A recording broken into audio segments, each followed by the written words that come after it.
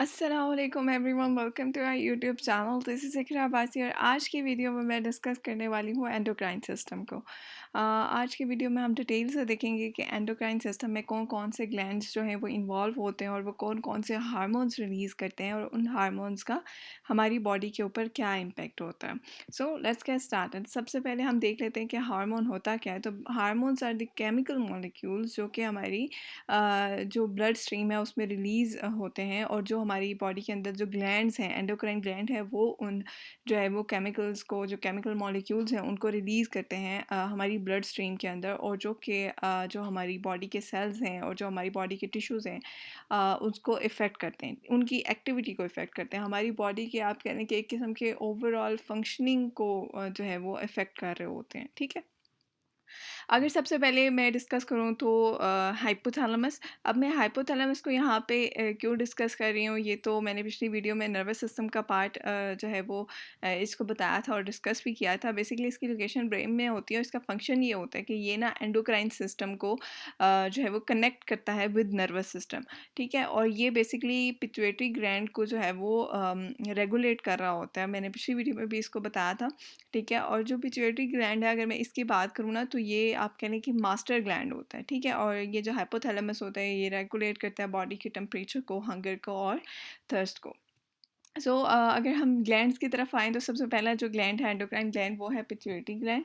अगर हम इस ग्लैंड की बात करते हैं तो ये लोकेशन इसकी देखें तो ये at the base of the brain जो है वो लोकेटेड होता है। और इसके फंक्शन की बात करें, जैसे मैंने बताया कि ये मास्टर ग्लैंड होता है और ये सारे बाकी के जो एंडोक्राइन ग्लैंड्स हैं उनको कंट्रोल कर रहा होता है। ठीक है? और ये ऐसे हार्मोन्स रिलीज़ करता है जो कि हमारी ग्रोथ को भी इन्फ्लुएंस कर रहे होते हैं, हमारे मेटाबॉलिज्म को भी जो है वो इन्फ्लुएंस कर रहे होते हैं, और जो रिप्रोडक्टिव प्रोसेसेस होते हैं उनको भी जो है वो इन्फ्लुएंस कर रहे होते हैं। ये आप यहाँ पे देख सकते हैं। ठीक है? ये यहाँ पे लोकेटेड होते हैं, यहाँ पे हाइपोथैलेमस है। इस पार्ट को इन्होंने जूम करके बताया हुआ है कि ये जो है ना ये पिट्यूटरी ग्लैंड होता है।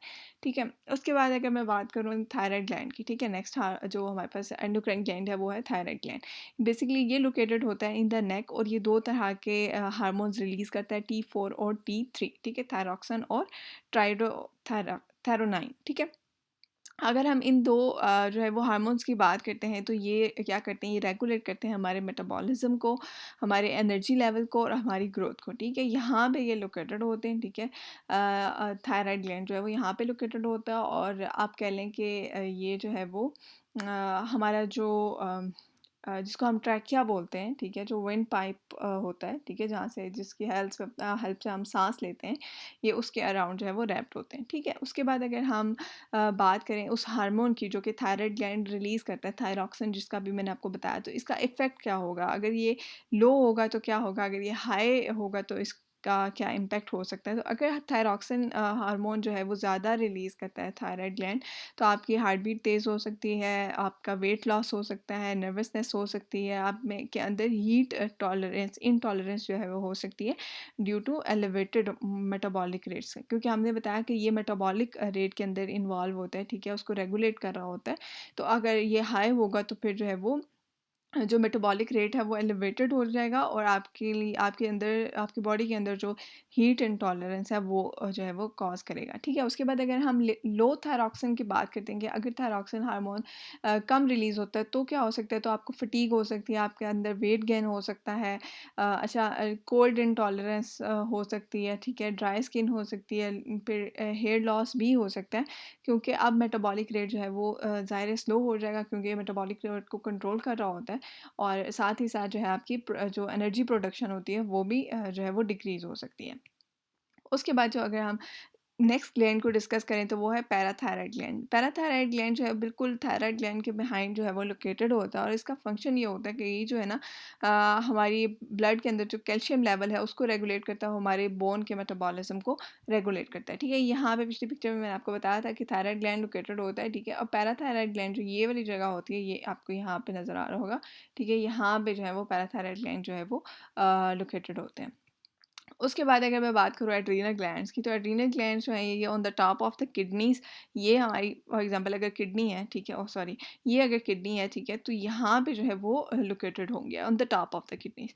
और इनका फंक्शन क्या है कि ये प्रोड्यूस करते हैं हार्मोन जैसे कॉर्टिसोल है, एड्रेनालाइन जो हार्मोन है, इनको जो है वो रिलीज़ करते हैं। और ये हार्मोन्स क्या करते हैं, ये रेगुलेट करते हैं हमारे मेटाबॉलिज्म को, हमारे इम्यून रिस्पॉन्स को और इवन हमारे स्ट्रेस रिएक्शंस को। यानी जब हम स्ट्रेस की कंडीशन में होते हैं तो ये वाले जो हार्मोन्स है ना, जैसे कॉर्टिसोल है या एड्रेनालाइन है, ठीक है, ये वाले हार्मोन्स हमें हेल्प आउट करते हैं। उसके बाद अगर मैं बात करूँ कि ये जो एड्रेनालाइन हार्मोन है, तो ये अगर ज़्यादा होगा तो क्या हो सकता है और अगर कम होगा तो क्या हो सकता है। तो अगर हाई रेट हो जाता है एड्रेनालाइन का, तो आपका इंक्रीज़ हार्ट रेट हो सकता है, आपके अंदर स्वेटिंग हो सकती है, एंग्जायटी हो सकती है, ठीक है, आपके अंदर हाई जो है वो अलर्टनेस हो सकती है, ठीक है, as a part of the bodies fight और फ्लाइट रिस्पॉन्स। और अगर एड्रेनालाइन लो हो जाता है तो उसकी वजह से फटीग हो सकती है, थकन महसूस होगी कि हाँ, हर वक्त थका थका रह रहा है इंसान, ठीक है, या फिर ब्लड प्रेशर लो हो सकता है, वीकनेस हो सकती है। और इवन जब हम स्ट्रेसफुल सिचुएशन में होंगे, तो मैंने जैसे बताया था कि स्ट्रेस की कंडीशन में रिलीज़ होता है और हमें हेल्प आउट करते हैं टू कोप। तो ये जो है वो हमें डिफ़िकल्टी होगी in responding to stressful situations, क्योंकि हमारी जो है वो एक्टिवेशन जो है ना फ़ाइट और फ्लाइट रिस्पॉन्स की, वो इनसफिशिएंट हो जाएगी। और फ़ाइट और फ्लाइट रिस्पॉन्स का मैंने पिछली वीडियो में डिस्कस किया था। अब अगर मैं बात करूँ पेनक्रियाज़ की, ठीक है, तो क्या करते हैं, बेसिकली ये लोकेटेड होते हैं इन एब्डोमेन। और यहाँ पे मैंने आपको बताया था कि वो एड्रीनल ग्लैंड जो है वो लोकेटेड होते हैं, ठीक है, यहाँ पे इस पिक्चर में हमने देखा था। और यहाँ पे इसी के साथ जो है ना, यहाँ पे पेनक्रियाज लोकेटेड होते हैं। इनका काम क्या होता है, ये इंसुलिन प्रोड्यूस करते हैं, ग्लूकोजन जो है वो उसको प्रोड्यूस करते हैं, जो कि हमारे ब्लड के अंदर जो हमारा शुगर लेवल है उसको रेगुलेट कर रहे होते हैं। उसके बाद अगर हम पाइनियल ग्लैंड की बात करते हैं, तो ये जो है वो ब्रेन में लोकेटेड होता है, ठीक है, ये वो एंडोक्राइन ग्लैंड है जो कि प्रोड्यूस करता है मेलाटोनिन। और बेसिकली हमें पता है कि मेलाटोनिन किस चीज़ में इन्वॉल्व होता है, ये हमारी स्लीप वेक साइकिल्स को जो है वो रेगुलेट कर रहा होता है, ठीक है। ये फॉर एग्जांपल ये अगर हमारा ब्रेन है, ठीक है, कि इसकी जो मिडल पार्ट है, इसकी जूम करके उन्होंने पिक्चर दिखाई हुई है, और यहाँ पे जो है ना बिल्कुल पाइनियल ग्लैंड जो है वो लोकेटेड होगा। उसके बाद अगर मैं बात करूँ टेस्टोस्टेरोन की, तो ये जो गोनेड्स हैं, ये वाले बेसिकली जो हमारे हार्मोन्स होते हैं, ये जो सेक्स ग्लैंड्स होते हैं वो प्रोड्यूस करते हैं। ये मेल सेक्स ग्लैंड जो है वो प्रोड्यूस करेगा टेस्टोस्टेरोन, ठीक है, जो टेस्टिस होते हैं वो प्रोड्यूस करते हैं। और बेसिकली ये कंट्रोल करता है डेवलपमेंटल चेंजेस इन मेल्स, जैसे डीपर वॉइस है, फेशियल और प्यूबिक हेयर्स हैं, या मसल्स की ग्रोथ है, या बोन स्ट्रेंथ है, इस सब चीज़ों को रेगुलेट कर रहा होता है। उसके बाद अगर मैं बात करूँ कि अगर टेस्टोस्टेरोन हाई हो जाए तो क्या हो सकता है, और अगर लो हो तो क्या हो सकता है। एक्नी हो सकती है, ठीक है, अगर ज़्यादा हो जाएगा। इंक्रीज मसल मास हो सकता है, स्पर्म काउंट कम हो सकता है, और आपकी प्रोस्टेट इंलार्जमेंट हो सकती है, जिसकी वजह से एक इंडिविजुअल को जो है वो यूरिनेटिंग में डिफ़िकल्टी हो सकती है। उसके बाद अगर हम लो टेस्टोस्टेरोन की बात करते हैं, तो आपके जो फेशियल और बॉडी हेयर्स हैं वो कम हो सकते हैं, लेस जो है वो मसल मास हो सकता है, हॉट फ्लैशेस आ सकते हैं, और जो बोन्स हैं वो जो है वो ब्रिटल हो सकती हैं, ठीक है। उसके बाद अगर मैं बात करूँ एस्ट्रोजन की, ठीक है, ये वो हार्मोन है जो कि फीमेल सेक्स ग्लैंड, जिनको हम ओवरीज कहते हैं, वो प्रोड्यूस करती हैं, ठीक है। अब ये बेसिकली क्या कंट्रोल करती हैं, या फीमेल्स के अंदर जो डेवलपमेंटल चेंजेस हैं ना उनको कंट्रोल करती हैं, जैसे ब्रेस्ट डेवलपमेंट है, या जैसे जो एग सेल्स को रिलीज़ करना होता है उसको कंट्रोल कर रही होती हैं। और फिर जो है वो आप कह लें कि जो मेंस्ट्रुएशन का साइकिल है उसमें भी इन्वॉल्व होती हैं, ठीक है। अगर इसकी बात करें इस हार्मोन की, तो अगर ये हाई हो तो क्या होगा, और कम होगा तो क्या हो सकता है। तो अगर हाई हो जाए तो आपके अंदर जो है वो हैवी और इरेगुलर मेंस्ट्रुएशन हो सकती है, जो फीमेल्स के अंदर है, ठीक है।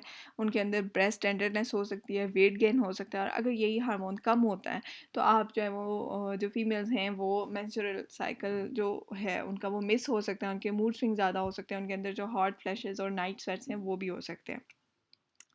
सो ये तो थे सारे ग्लैंड्स।